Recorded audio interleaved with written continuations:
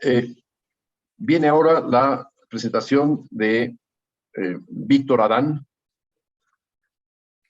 que redunda en mucho de lo que se ha dicho aquí, que es Yanis Xenakis, el título, El músico hiperracional.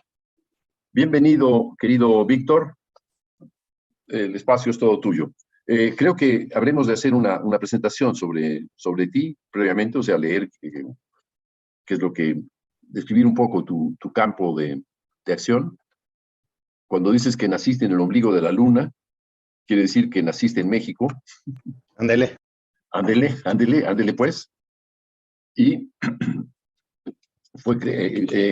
tuvo intereses principalmente en música, artes visuales e informática. Y sus primeros experimentos musicales ocurrieron por ahí de los años 87 a 90, cuando sus padres adquirieron un piano vertical y una computadora. Pasó muchas horas jugando con estos aparatos. Cada cual aprendió un lenguaje distinto. Con uno, la notación musical, con otro, el lenguaje de programación basic. Con ambos hizo ruido, en uno sonando sus cuerdas de metal, en otro escribiendo código con los comandos bip y play. Después de su bachillerato y sus estudios formales de música, la pedagogía musical que experimentó lo desilusionó, pero estando a punto de cambiar curso y profesión, descubrió la música de creadores y pedagogos excepcionales como Xenakis y otros. A partir de esto, en 97, decidió estudiar conmigo y formar parte de la CREMUS en la UNAM. Después de completar sus estudios en la UNAM, buscó explorar más el mundo donde la música y la informática se encuentran. En 2005 obtuvo una maestría en ciencias del MIT por su trabajo desarrollando modelos de automatización musicales con Barry Verco como asesor, y en 2010 obtuvo un doctorado en artes musicales de Columbia University en Nueva York. Actualmente se dedica a crear abstracciones simbólicas del mundo y a veces, según dice, a sonarlas. Bienvenido, querido Víctor. Gracias, Julio. Déjame compartir mi pantalla. Parece que Eric todavía está compartiendo, entonces no puedo compartir. Eric, ¿podrías dejar de compartir tu pantalla? Estos daneses. Creo que ya se fueron a dormir.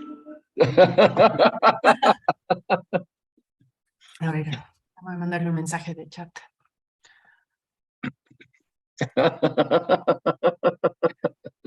Ya son las 11:30, ¿no? Sí. Ya están en la cocina. Sí. Que puedo intentar podemos cancelarlo. Sí, podemos cancelarlos, no como castigo, pero sí podríamos... ¿Cómo? ¿Cómo le hago? Pues hay que buscarlos a Eric, estos daneses. Que... Acá está Eric. You need... Creo que en la imagen de Eric hay un menú, a lo mejor el administrador lo puede... Sharing. A ver, gracias, ahí voy. Participante. Eric. Solicitar iniciativa. Ocultar participación. No viene esa parte, solamente que lo saque. Pero no. Pues sí, si lo puedes echar por un momentito. A ver, déjame ver aquí. Ask to admin replacement rename. Stop participants sharing. Ahí está ya. Tú lo pudiste hacer, qué bueno. Ya está. Adelante, Víctor. Sí, ok, a ver.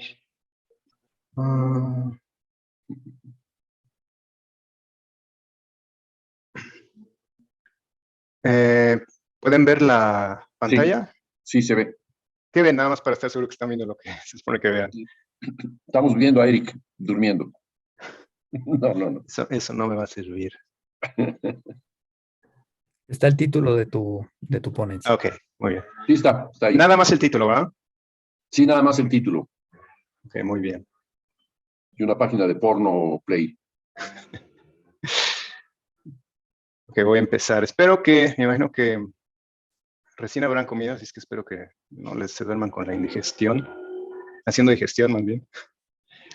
Pero bueno, vamos a empezar de lleno.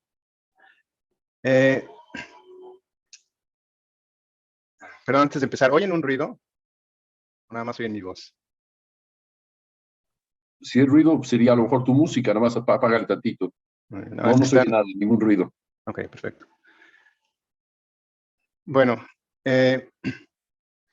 un compositor al escuchar la música de otros naturalmente se pregunta cosas como, ¿por qué eligió tal o cual sonido? ¿Por qué esta secuencia rítmica o armónica? ¿De dónde viene? ¿Cómo la imaginó? ¿Por qué tiene tal o cual tendencia? Pero hay una pregunta quizás más fundamental. Perdón que te interrumpa un momento, Víctor. Si alguien tiene abierto el micrófono, alguien que tiene un perro. No, ese soy yo. Ah, ¿eres tú? Ah, bueno, ok, perdón. Entonces, Es que alguien está podando aquí junto a la casa y están haciendo mucho ruido, por eso pregunté. Pero espero que termine esto pronto.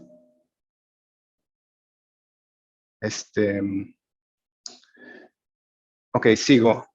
Hay una pregunta más fundamental que las preguntas sobre la música en sí, que es, ¿por qué hace la música? En el caso particular de Xenakis, que es de quien estamos hablando, ¿por qué hace la música Xenakis? ¿Por qué él hace música? Esta es la pregunta central en la cual baso esta presentación, y es el punto de partida para todo lo que voy a discutir aquí. Creo que en el caso de Xenakis la respuesta a esta pregunta es bastante profunda y conjeturo que la trascendencia de su música deriva en gran medida de ella. Estos son los 5 puntos que voy a tocar, principalmente lo que es la música, lo que implica la música para Xenakis, la función que tiene para Xenakis, el poder o la capacidad que tiene la música de hacer. Segundo, el método, que tiene que ver con cómo busca Xenakis, cómo hace lo que hace. Tercero, la abstracción, que tiene que ver con qué busca y qué hace. Cuarto, las matemáticas, que tiene que ver con la herramienta, una de las herramientas que usa. Y quinto, la persona, quién es Xenakis como compositor. Entonces vamos a empezar con la música. En su libro, Yanis Xenakis, un père bouleversant, Maki nos comparte un apunte de su padre Xenakis. Dice, incluso antes del fin de la guerra, yo había decidido, en la angustia en la que me encontraba, componer música. Solo ella me permitía encontrar un poco de calma. Para Xenakis, la música fue, en algún momento por lo menos, un resguardo, un lugar seguro. Tras el daño físico de la guerra, y probablemente psicológico también, Xenakis encuentra en la música una especie de psicoanalgésico. Pero esta es solo una pequeña parte del porqué total de la creación musical para Xenakis. Vamos a dar un paso atrás para ver lo que, según él, caracteriza a la música. En música formalizada, Xenakis nos presenta una serie de puntos que para él son importantes con respecto a la música. Escribe, quisiera proponer lo que a mi parecer abarca el término música. 1, es una especie de comportamiento necesario para quien la piensa y la hace. 2, es un pleroma personal, una realización, es decir, algo que llena.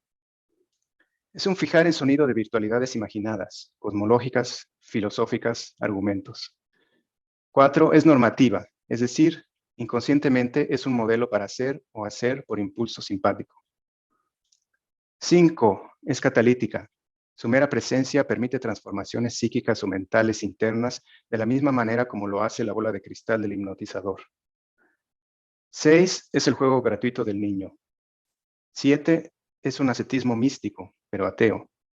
En consecuencia, expresiones de tristeza, alegría, amor y situaciones dramáticas son solo instancias particulares muy limitadas. Estos 7 puntos que Xenakis lista hablan de 3 cosas principalmente. 1, el ser, o lo que la música es. 2, el poder o la capacidad que tiene de transformar a las personas. Y 3, la práctica, el papel que juega en la vida de un individuo. Para Xenakis, una forma de vida, una disciplina, un entrenamiento, una guía. Implícita en la práctica y la influencia que puede tener la música sobre el hombre está la función. ¿Cuál es la función de la música para Xenakis? De nuevo en música formalizada, Xenakis escribe, el arte y sobre todo la música tiene una función fundamental, que es la de catalizar la sublimación que puede provocar a través de todos los medios de expresión. Debe buscar llevarnos a una exaltación total en la que el individuo se mezcla, perdiendo la conciencia en una verdad inmediata, rara, enorme y perfecta. Esta verdad tremenda no está hecha de objetos, emociones o sensaciones, está más allá de estos, como la séptima sinfonía de Beethoven está más allá de la música. Esta es la razón por la cual el arte puede conducir espacios que la religión aún ocupa para algunas personas.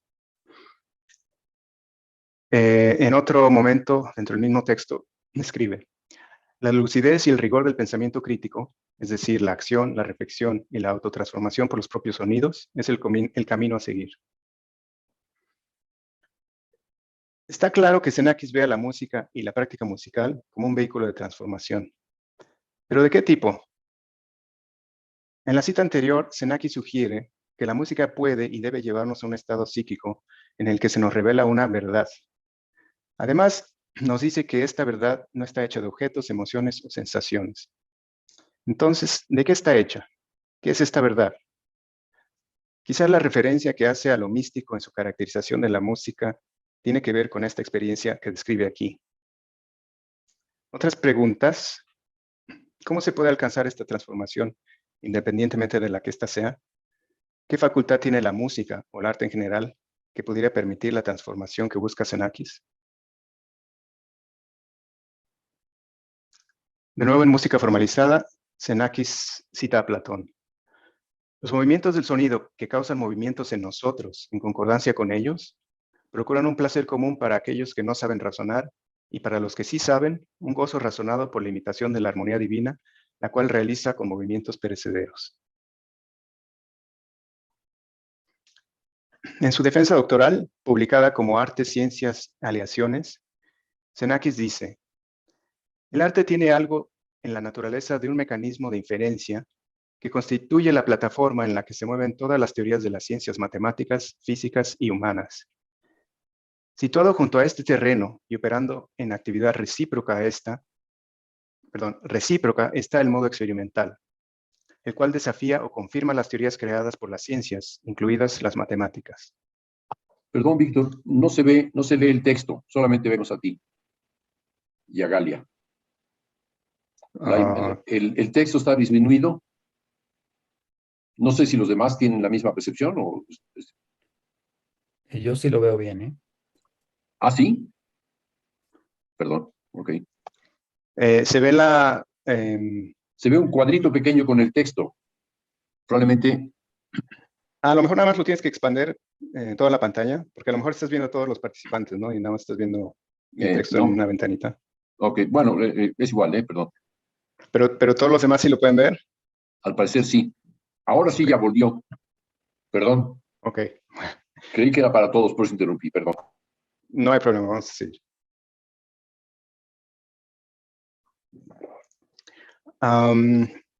Entonces decía que en su defensa de tesis, Artes, Ciencias, Aleaciones,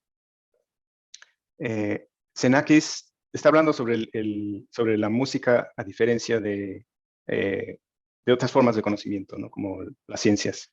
Entonces habla de que hay un modo inferencial y uno experimental en las ciencias. Y luego dice: pero además de estos dos modos, el inferencial y el experimental, el arte existe en un tercer modo, uno de inmediata revelación, la cual no es ni inferencial ni experimental. La revelación de la belleza ocurre inmediata y directamente, tanto al ignorante del arte como al conocedor. Entonces, para Xenakis, la música y el arte en general ocupa un lugar privilegiado como forma de representación y de comunicación. La música, a diferencia de otras formas de conocimiento, tiene la capacidad de develar la belleza de forma inmediata y directa por medio de la revelación. ¿Y qué es la revelación? Quizás el súbito y casi instantáneo encuentro con una verdad, la mezcla, la síntesis, la conjunción, la intersección de percepciones, ideas, conceptos, emociones, que antes estaban separadas y que de repente se unen, se condensan y se sintetizan en una sola experiencia.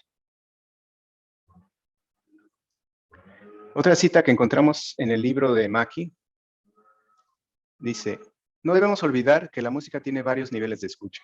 Esto lo escribe Xenakis. Puede ser sensual y ser solo eso. Su efecto sobre el cuerpo es entonces capaz de ser muy poderoso e incluso hipnótico. Pero es probablemente lo único que suscita a veces un sentimiento muy particular de espera y anticipación del misterio, de asombro, que sugiere la creación absoluta, sin referencia a nada en absoluto, como un fenómeno cósmico. Algunas músicas van aún más allá, atrayéndote de manera íntima y secreta hacia una especie de abismo donde el alma se sumerge para su felicidad. La descripción que hace aquí de una experiencia musical singular puede ser difícil de entender o interpretar. Es algo así como tratar de explicarle a alguien la experiencia de estar enamorado. No es realmente posible. De no ser por el carácter más lógico y deductivo de la mayor parte de música formalizada, uno pensaría que Xenakis aquí está describiendo una experiencia mística. Y quizás así es. Independientemente de lo que sea, Xenakis reconoce en la música una capacidad singular de cambiar nuestro estado psíquico de alguna manera y de permitirnos vivir experiencias o verdades quizás imposibles de acceder por otro medio. Entonces, aquí termino con la parte de la música. Vamos a hablar un poquito del método. Entonces, hemos visto que la música tiene una función para Xenakis y la facultad para realizar una función. La pregunta ahora es, ¿cómo hacemos para crear esta música capaz de llevar a cabo su función y capaz de revelarnos verdades y de transformarnos? Xenakis escribe, pero esta transmutación de material artístico ordinario que transforma productos triviales en metaarte es un secreto. El poseído la alcanza sin saber sus mecanismos. Los otros luchan en las corrientes ideológicas y técnicas de su época, la cual constituye el clima perecedero y la moda estilística. Manteniendo nuestros ojos fijos en este objetivo metaartístico supremo, intentaremos definir de manera más modesta los caminos que pueden conducir a él desde nuestro punto de partida, el cual es el magma de contradicciones en la música actual. Xenakis está por mostrarnos algunos caminos que pudieran darnos la respuesta. Pero ¿cómo sabe él mismo cuáles son los caminos viables? Es decir, ¿cuál es el método para encontrar los caminos que permitan crear este metaarte? ¿Cuál es el metamétodo de Xenakis?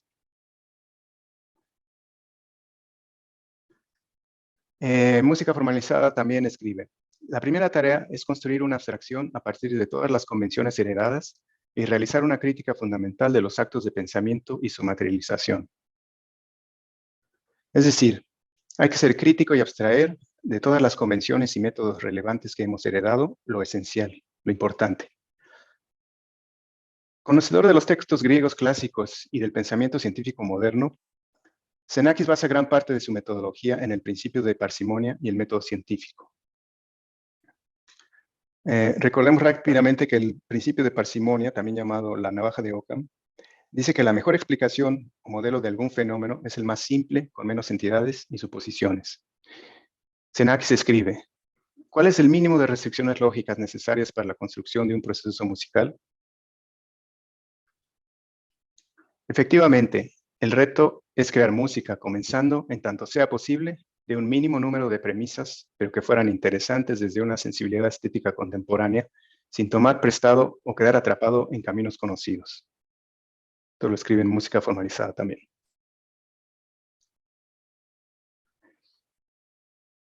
Y en otro pasaje dice, vamos a demostrar las hipótesis lógicas más simples que nos llevan a una fórmula matemática para la distribución de velocidades. Ahí específicamente está hablando sobre su música estocástica. Entonces, Xenakis está constantemente buscando eliminar lo que no es esencial para a partir de ahí construir. Xenakis también hace referencia al método de Descartes, específicamente a la primera y la tercera reglas. Escribe, estas fórmulas, distribuciones de probabilidad de frecuencia y amplitud, son, en nuestra opinión, privilegiadas, porque surgen de un razonamiento muy simple, probablemente el más simple. Y es esencial comenzar con un mínimo de términos y restricciones si queremos mantener el principio de la tabula rasa, reglas 1 y 3 del discurso del método de Descartes.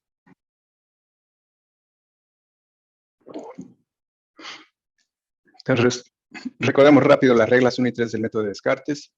La primera, Descartes nos dice, no admitir jamás como verdadera cosa alguna, como no supiese con evidencia que lo es.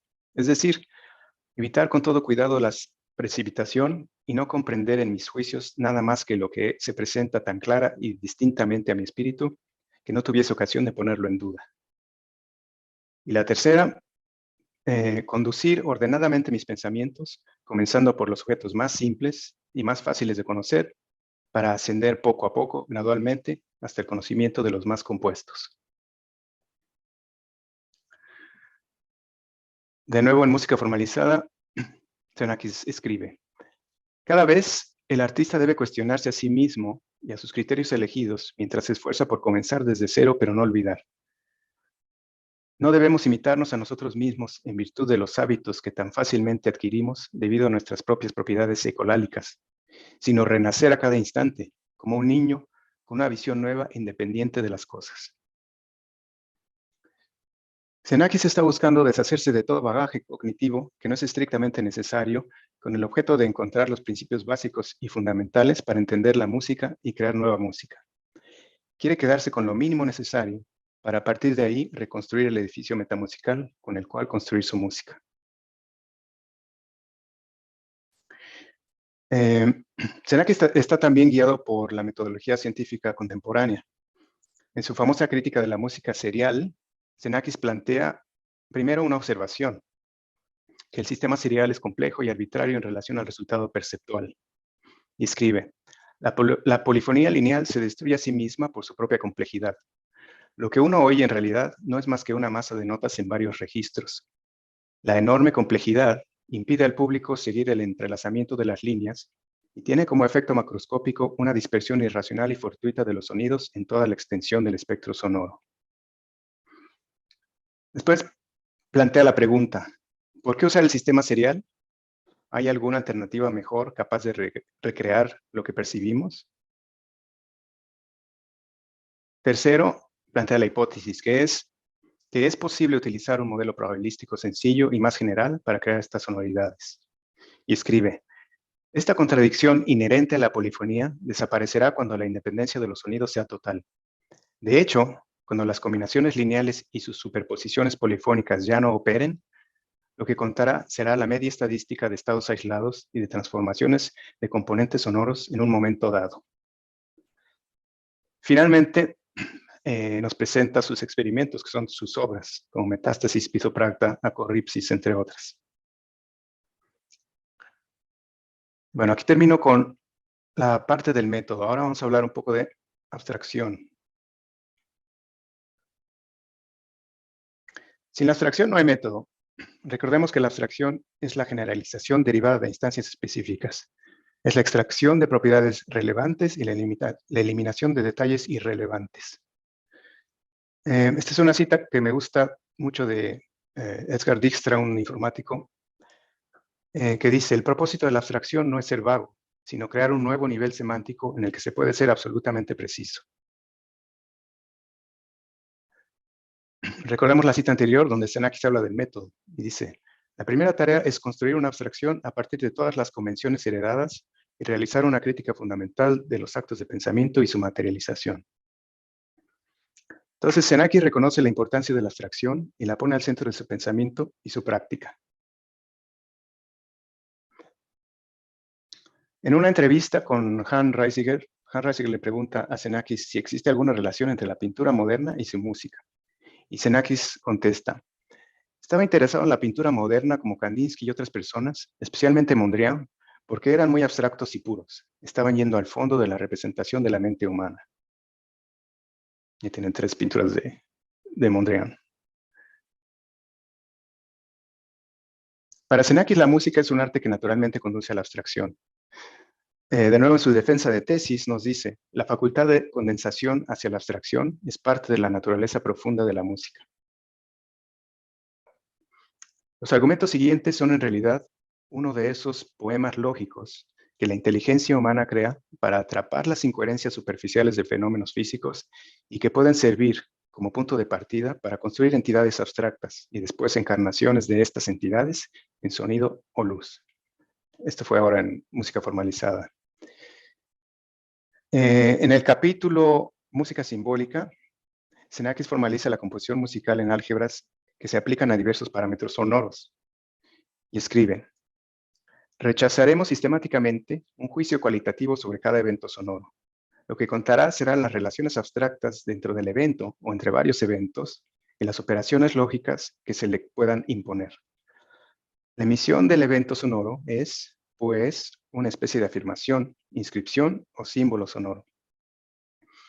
Entonces, específicamente dentro de este capítulo de música simbólica, lo que a Xenakis le interesa es, no es si pudiéramos sentir, no es lo que pudiéramos sentir al oír música o si nos agrada o no, sino lo central aquí es la cristalización musical de las abstracciones descubiertas o inventadas.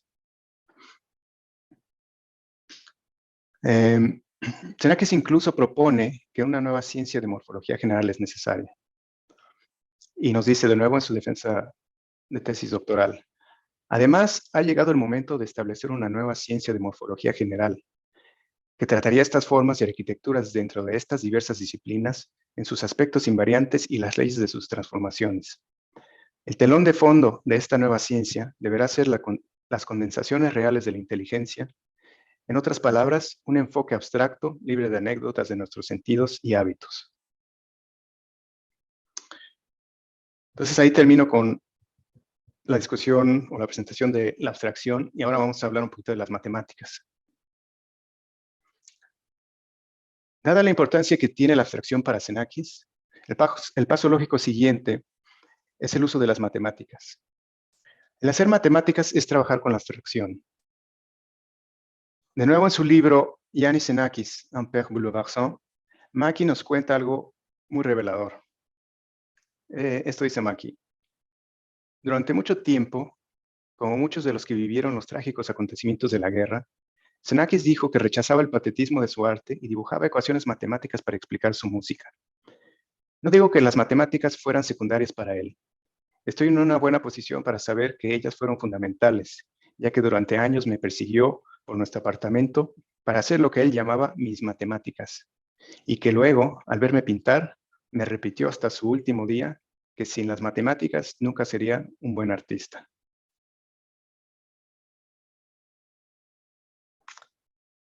En música formalizada, Xenakis escribe: en realidad, la formalización y la axiomatización constituyen una guía de procedimiento más adecuada al pensamiento moderno.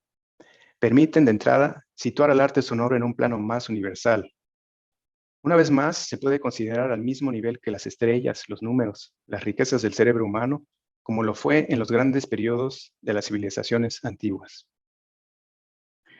Entonces, para Xenakis, las matemáticas son una herramienta fundamental, que también elevan a la música a un plano más fundamental, más cercano a las verdades cósmicas constantes y más alejado de los estilos caprichosos y perecederos de una época particular.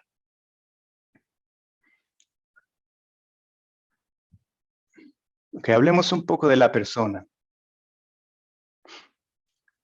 Xenakis concibe un nuevo tipo de músico fundamentado en la abstracción de todo, el cual denomina artista ideador. En su defensa de tesis dice: parece que es necesario un nuevo tipo de músico, un artista ideador, de nuevas formas abstractas y libres, tendiendo las complejidades y luego las generalizaciones en varios niveles de organización sonora. El artista ideador deberá tener conocimientos e inventiva en dominios tan variados como las matemáticas, la lógica, la física, la química, la biología, la genética. En definitiva, una suerte de universalidad, pero basada, guiada y orientada hacia formas y arquitecturas. Xenakis se modela a sí mismo como este artista ideador, una especie de hombre del Renacimiento, versado en varias áreas del conocimiento y capaz de condensar sus percepciones en estructuras abstractas tan generales que se requiere de una nueva ciencia de morfología general. Este artista ideador nos recuerda al demiurgo del Timeo de Platón, un ser de suprema sabiduría e inteligencia y creador del cosmos. Esta es una tesis, por cierto, que el musicólogo Eric Lewis presentó en Nueva York en 2010 en una ponencia sobre Xenakis precisamente. El demiurgo consideró que no puede haber algo bello sin inteligencia y no puede haber algo inteligente sin alma. Así como el demiurgo diseña nuevos universos a partir del mundo perfecto de las formas ideales, así también Xenakis diseña universos sonoros a partir de sus abstracciones. Si la inteligencia era una condición necesaria para el demiurgo, también lo es para Xenakis. En música formalizada, escribe: no es tanto el inevitable uso de las matemáticas lo que caracteriza la actitud de estos experimentos, sino la imperiosa necesidad de considerar el sonido y la música como un vasto reservorio potencial en el que el conocimiento de las leyes del pensamiento y la creación estructuradas del pensamiento puedan encontrar un medio de materialización completamente nuevo, es decir, de comunicación. Para este propósito, los calificativos bello o feo no tienen sentido para el sonido, ni la música que se deriva de él. La cantidad de inteligencia llevada por los sonidos debe ser el verdadero criterio de validez de una música particular.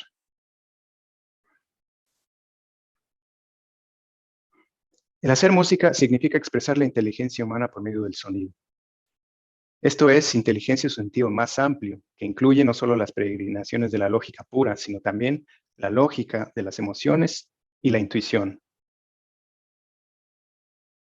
Entonces, la música es un medio en el cual podemos codificar y materializar la inteligencia humana, la cual está compuesta de abstracciones, de intuiciones y de emociones.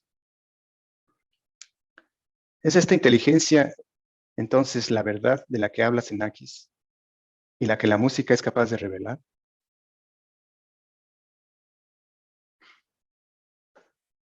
Bueno, ahí termino con la persona y ahora vamos a resumir un poco lo que he cubierto. Primero, la música es capaz de transformarnos y su función es esa.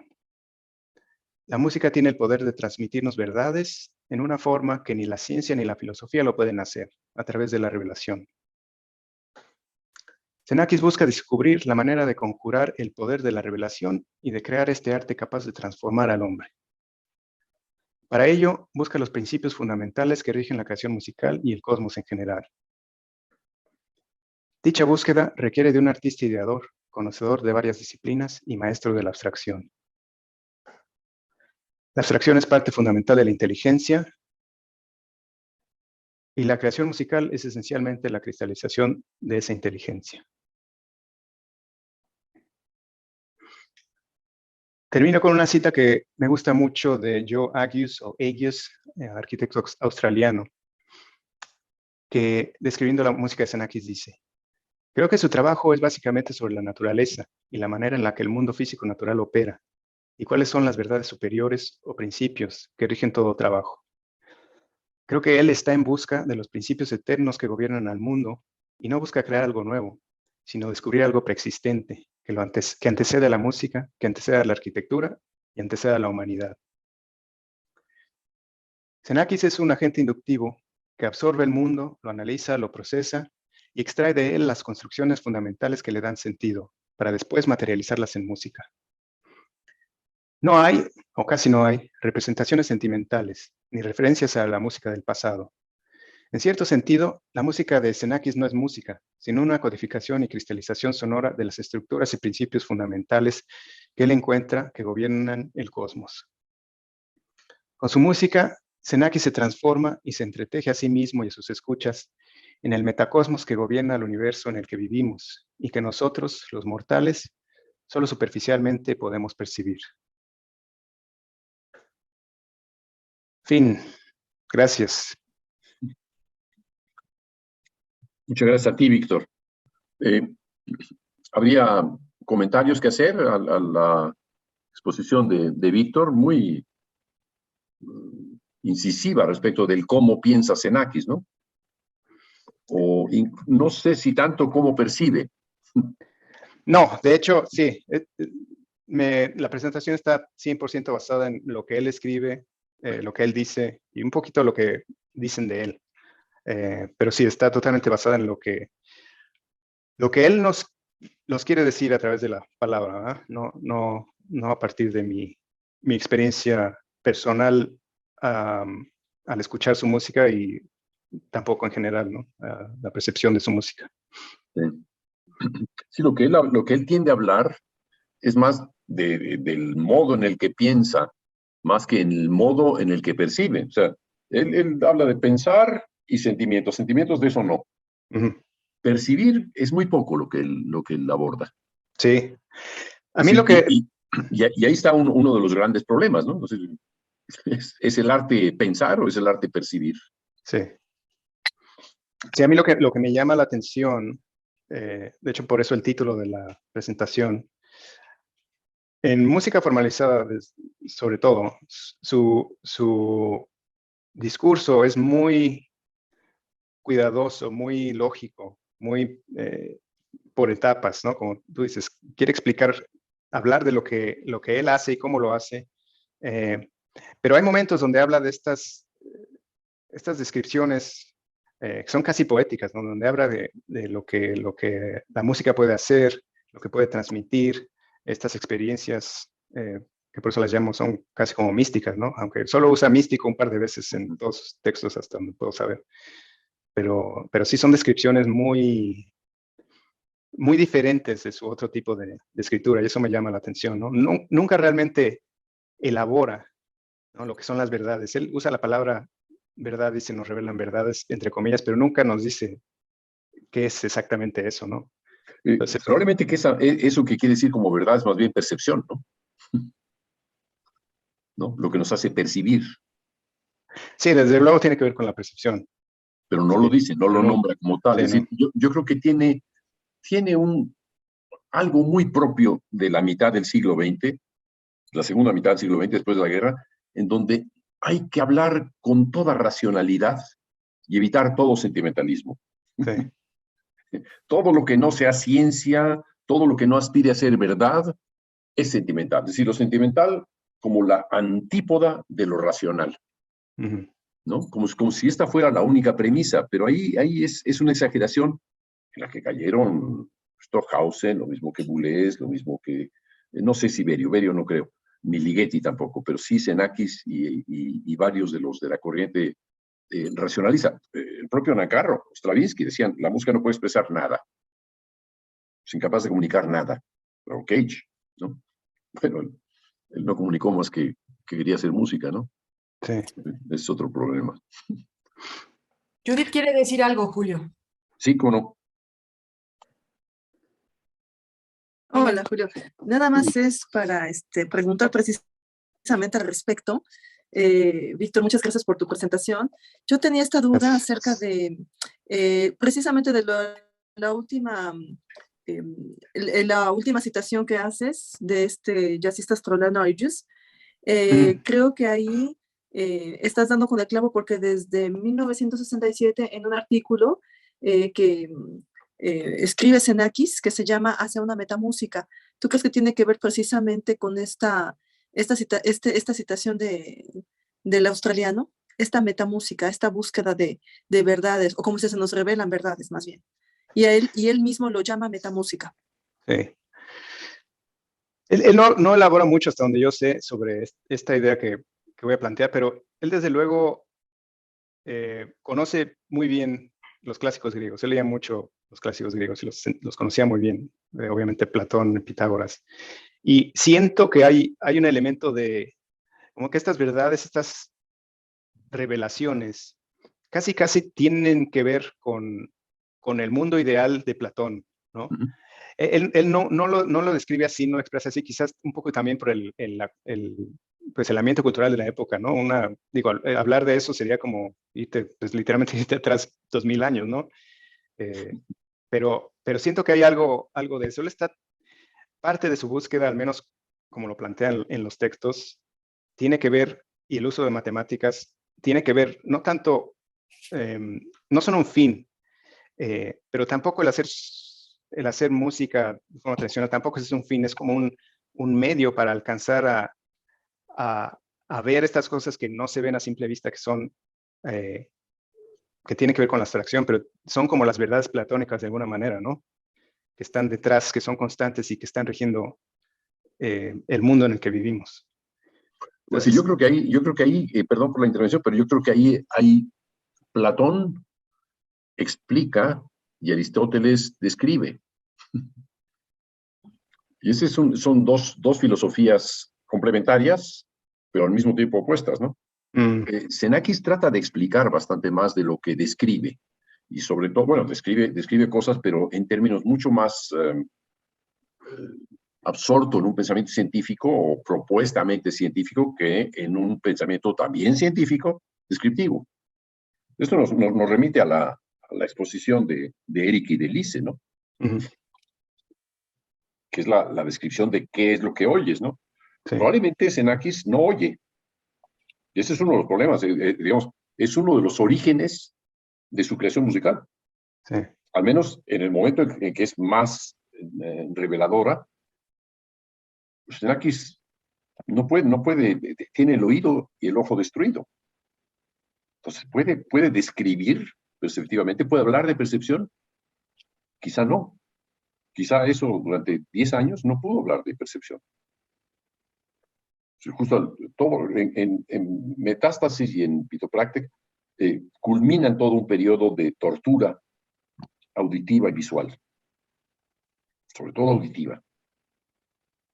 Bueno, sí es parte de lo que yo voy a intentar exponer, pero lo que está diciendo sí es mucho más orientado a la explicación platoniana, ¿no? Sí. Sí, totalmente. Sí, incluso también hay un momento en su defensa de tesis que habla de que la emoción es el epifenómeno del conocimiento, ¿no? Es como un síntoma, es casi como una cosa que es secundaria. Eso es interesante también. Como dices, como lo quiere poner un poquito, no eliminarlo, desde luego, pero sí ponerlo en un plano secundario. Pero sí él es cuidadoso, bastante cuidadoso en no excluirla del todo, ¿no? Cuando habla de inteligencia, por ejemplo, él, claramente dice la inteligencia en el sentido más general de la palabra, que incluye las emociones y sensaciones también, ¿no? La intuición, menciona la intuición. Pero no son temas que aborda directamente, ¿no? No, yo creo que era parte de su modo de pensar, de percibir el mundo, pero también era un modo también de conquistarlo, ¿no? Es decir, mientras más se presente a la antípoda de la música sensitiva, etcétera, perceptiva, mejor será comprendido. Porque esta otra música no se explica, no se entiende. Pero entra en el terreno casi de lo ridículo, Chopin, ¿no? Sí, no sé si perceptivo. Obviamente la música se percibe, ¿no? A través de los sentidos, pero sí, creo que tiene más que ver con la cuestión de usar la música como forma de expresión de emociones, ¿no? Eso es algo que definitivamente no busca como objetivo primario, ¿no? Es como algo que puede resultar, pero no está tratando de recrear una emoción. Y sin embargo, se mueve. Y sin embargo, no, claro. es alguien que nos comunica una enorme emoción, si se quiere, a través de la violencia. Sí.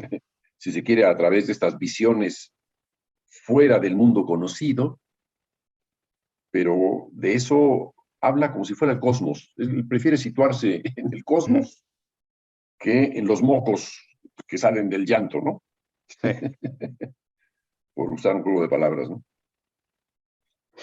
Sí, como veíamos en Pitopracta, está buscando reproducir ciertos sonidos que obviamente tuvieron un impacto emocional en él muy directo y fuerte, pero lo objetiviza, ¿verdad? Lo ve desde fuera y dice, ok, este es el sonido de las bombas, de las ametralladoras, y ahí está. No sé si lo objetiviza, lo materializa. Sí. Es decir, lo convierte en algo concreto que existió. Además, la palabra concreto tiene mucho que ver con esto. Es decir, la música concreta es una gran influencia en Xenakis. En no estarse metiendo en la música que no es concreta, ¿no? Sí. Digamos que del periodo del siglo XIX, lo que acepta mejor, digamos, aparte de Beethoven, que sí es, porque coinciden en no oír, en tener un problema de oído, coincide con Beethoven en eso, pero con quien inmediatamente coincide es con Brahms.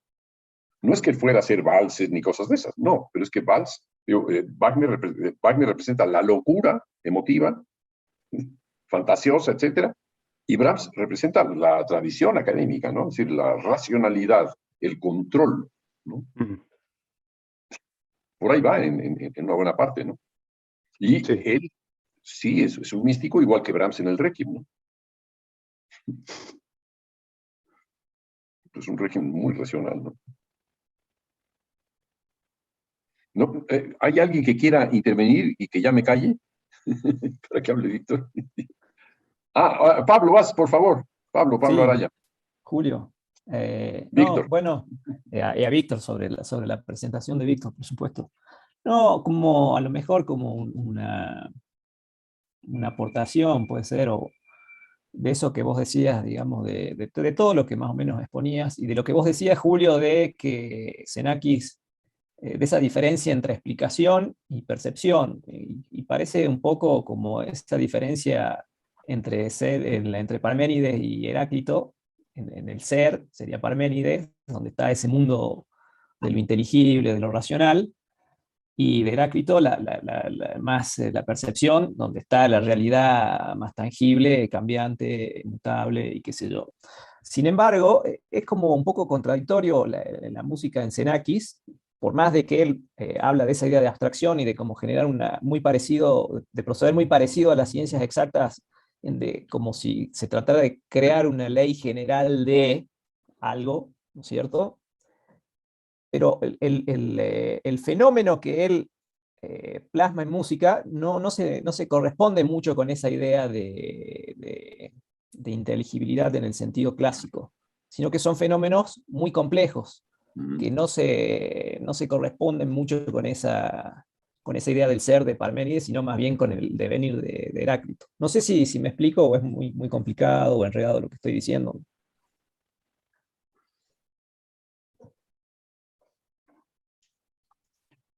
Yo no estoy seguro, estoy tratando de pensar cómo interpretar lo que estás diciendo, pero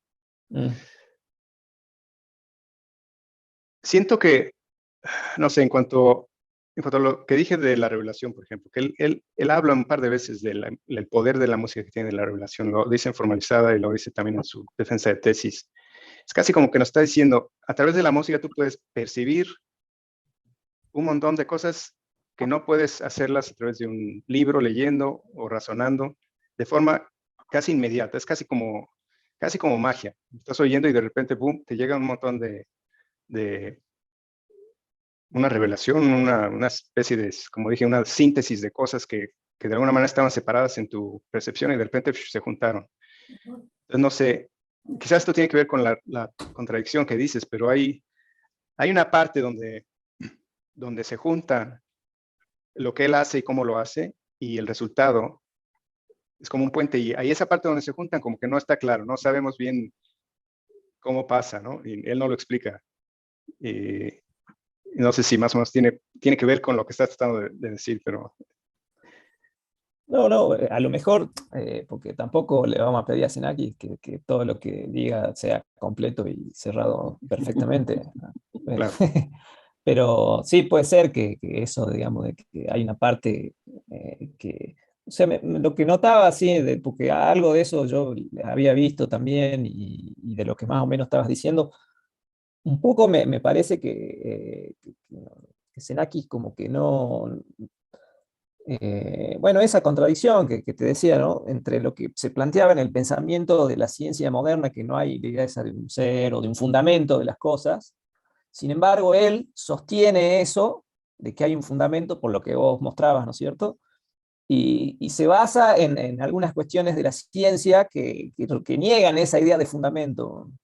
Es bueno, contradicciones que le suceden, pero bueno, como todo ser humano y como todo proceso creativo. Yo no sé si él lo pensaba como un fundamento, digamos, absoluto que existe, irrefutable, digamos, sino más bien como un punto de partida. Él decía, ok, ¿qué música hago? ¿De dónde parto? ¿Hago esto de música concreta, serialismo? ¿Por qué hago esto y por qué no lo otro? Entonces él como que dice, ok, vamos a partir desde cero. ¿Qué puedo eliminar? Vamos a eliminar todo y con qué me puedo quedar. Y empieza ahí con una formulilla de distribución probabilística para pues, hacer su nube de notas casi que suena como la polifonía serial, ¿no? Siento que por ahí va. Sí, siento que más bien, digo, si se quiere, es una forma muy pragmática de encontrar la forma de hacer la música que él buscaba hacer. No sé si eso es que lo defienda, pero más o menos por ahí digamos, justificaría el método, ¿no? Y diría que... Hay varias cosas ahí, Víctor, si me dejas intervenir un momentín. Bueno, primero que me gustaría que entrara también Mauricio, es un buen cuarteto, si entra Mauricio García de la Torre, que es el siguiente ponente, éntrele, don Mauricio, porque no es ajeno a lo que estamos hablando. Pero yo quisiera decir una cosa, Xenakis tiene lo que tenían, por ejemplo, mis padres, que venían de una guerra civil, vivieron la Segunda Guerra Mundial, no quieren hablar de eso, no quieren hablar de su dolor. Xenakis no quiere hablar de su dolor. Xenakis prefiere abstraer, ¿no? Y una gran parte de esta tendencia a la abstracción por parte de todo el arte del siglo XX, la segunda mitad del siglo XX, proviene de ese tremendo dolor de la destrucción entre humanos que vivieron. Pero por otra parte, ¿quiere él hablar de eso? Ya tiene el rostro totalmente desfigurado. ¿Quiere él hablar de eso? ¿Quiere él decir, yo soy ese rostro desfigurado y así es mi música? No creo que quiera decirlo, ¿no? No creo, a nadie se le ocurriría decir qué feo estoy, o qué dañado estoy, o qué herido estoy. Ya lo dirá su música. ¿Lo dice? Esa es la pregunta. Mauricio, que es el tema que viene enseguida, va a hablar de algo de eso. Pero no sé qué piensas tú, propio Víctor.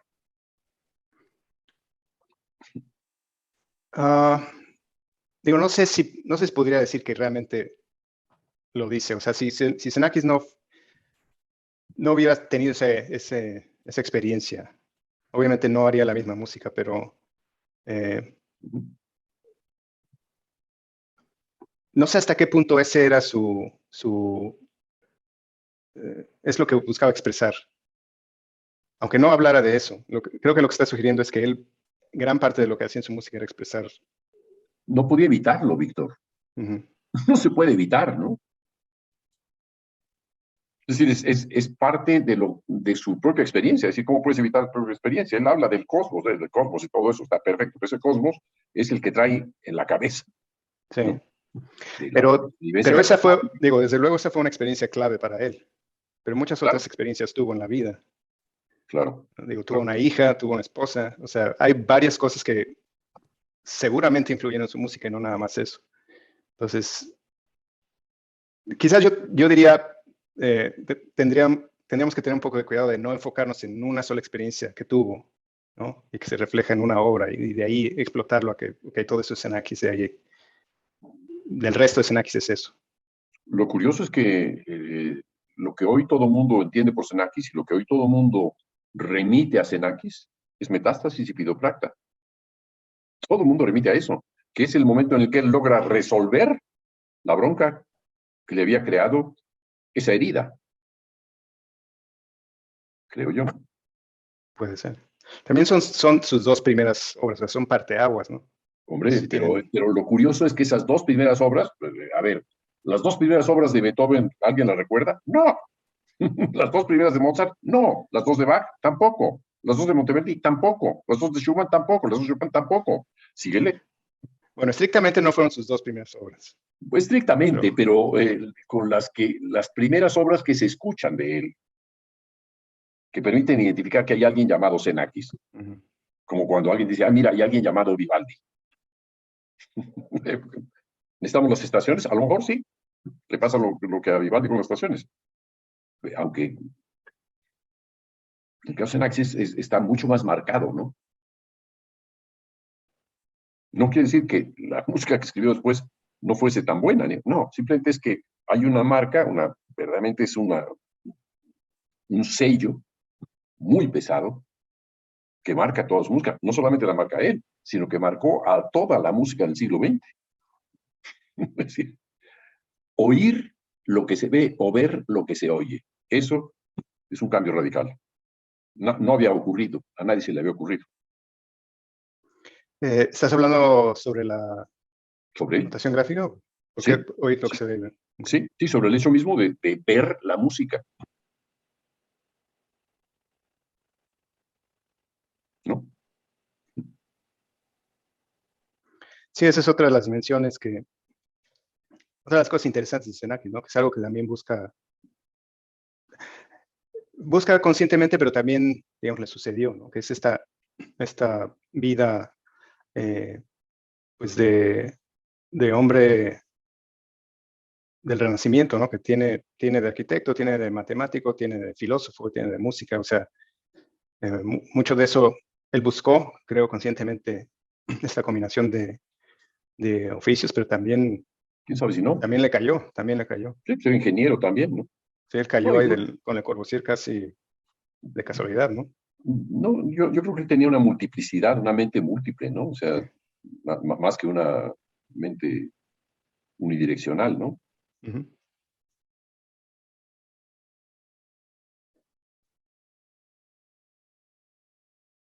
Mauricio, Que no, me han puesto ahora sí que alfombra roja para el tema que pienso poner a consideración, entonces no sé si quieran que inicie o... bueno, inicia con una pregunta a Víctor, hombre. Dale, tírale Sí. mándale una pelota en la Curva. mesa de billar, hombre. No, a mí me parece que la aproximación que ha tenido Víctor es una revisión epistemológica más completa que lo que usualmente se puede quizá leer sobre Xenakis, ¿no? Me parece que a veces, sobre todo en estas épocas, estamos acostumbrados a hacernos especialistas en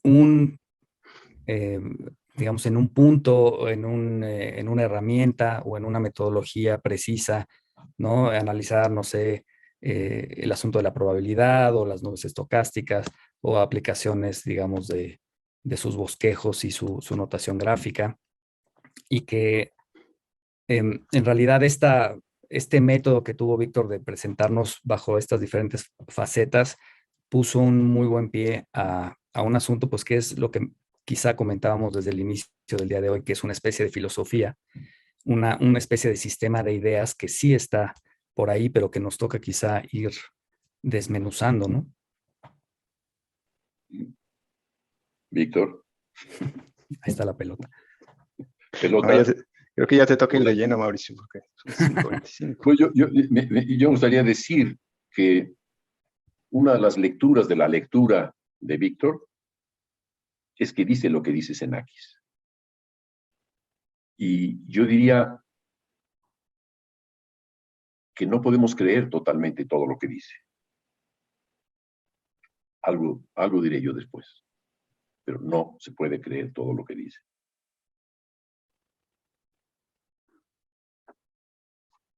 De Mauricio, nadie podemos creer todo lo que dice nadie. cállate, no digas que yo. Menos que... Menos. No, si no es eso. Es el platonismo senaquiano, que es el que solamente dice algo y quiere que eso sea la única referencia. Y también es cierto que cuando se dice que esa no es la única referencia, en vida, Xenakis lo que agradecía era justamente que no se hablara de esa única referencia.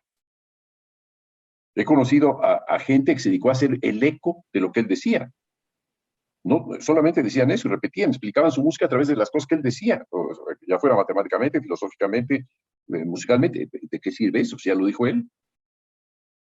La parte que no dijo es quizá la parte que a 100 años de su nacimiento se puede cuestionar, se puede preguntar, se puede enriquecer incluso, creo yo, o completar. Bueno, Sí.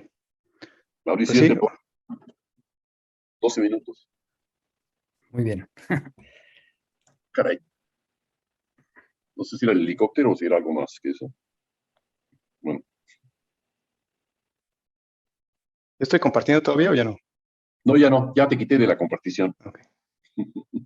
Chao, Víctor, muchas gracias. A ti, Ahí Julio. sigues, ¿verdad? Sí, aquí voy a ¿Sigues ahí? estar. Sí. Ok, está bueno, chao.